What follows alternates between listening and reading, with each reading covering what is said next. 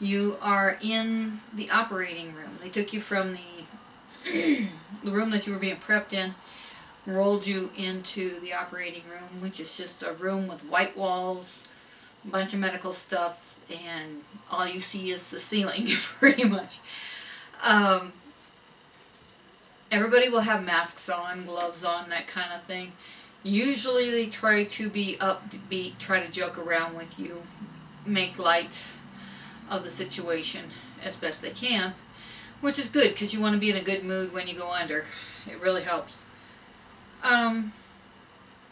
It can be a bit confusing because everybody in the room has a job and they're busy, trying to get to that job so everything goes well.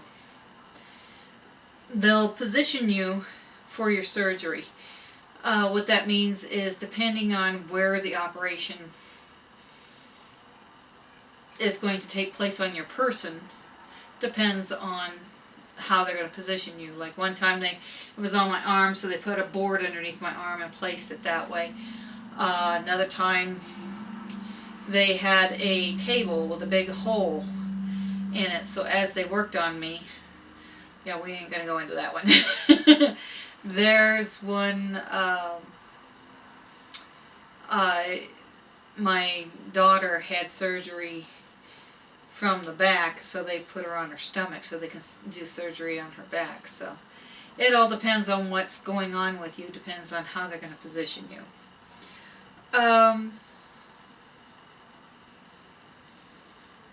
They might possibly switch you from the bed that you were when they brought you in to be prepped and everything. They might switch you from that bed onto the actual surgery bed, and that one tends to be very skinny. You feel like you're going to fall off, but don't worry, you're good. You're not going to fall off. Sometimes they do the switch. A lot of times when you go into the operating room and they get, busily trying to get things going, they'll try to joke around with you, make light of it. I remember one time Michael had to go in for surgery, and he had the doctors laughing so hard. I'm sitting in the hallway hearing all this ruckus and laughter going on, and come to find out it was Michael cracking the jokes. I've been guilty of cracking jokes. I remember one time one of the techs says, "Well, I'm going to give you something I'm going to slip you a Mickey," as he puts it. And I says, "Do you know where that phrase came from?" And he goes, "Nope, but I'm pretty sure you're going to tell me," which I did. It's an interesting story, but it was created by a guy whose name was Mickey. One thing to consider when you get ready to go under is how you go under is how you're going to wake up.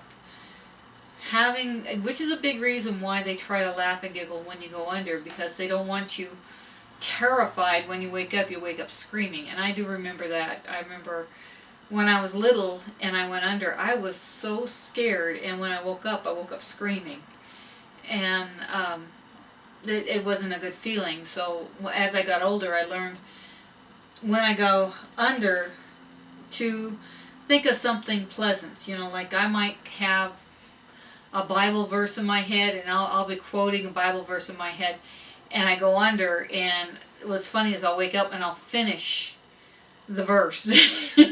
Or a song, I have a song stuck in my head, I go under, and when I wake up that song is still there, I finish it. It's kind of weird. And it's like you have lost all concept of time at that moment. Also, they'll do a lot of, while they're doing everything, you're going to feel a bit woozy because when they give you the medicine to put you under. And what I usually do is like, "Okay, I'm on my way, see you guys later," that kind of thing. And they're like, "Okay, we'll see you on the flip side." But that part goes so fast. I doubt that I'm ever awake more than 5 minutes when I go into an operating room. It's like they get you all prepped up. I remember one where I was going to have some big surgery going on, and the doctor was wondering how I was doing, and when they finally gave me the medicine, she goes, "There's the Sandy I know." I was in a lot of pain. I was not doing well that day, so. But those, the operating room is not so bad. You'll get through it.